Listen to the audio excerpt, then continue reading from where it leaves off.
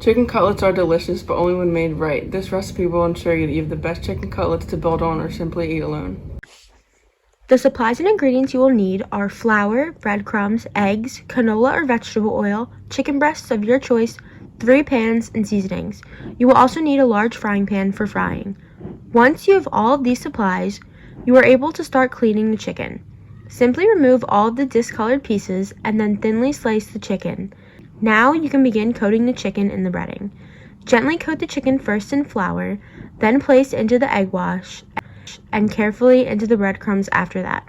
Make sure both sides are coated evenly with all 3 before placing them onto a tray for frying. Once you have repeated this so that all of your chicken is coated, you are now ready to begin frying. To do so, you will need to fill a large frying pan with about 3/4 to an inch of oil. Place on high heat and wait about 7 to 10 minutes for it to get hot.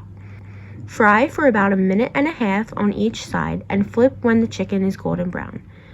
Once the chicken looks like this, you can remove it from the pan and place it onto a separate plate to cool.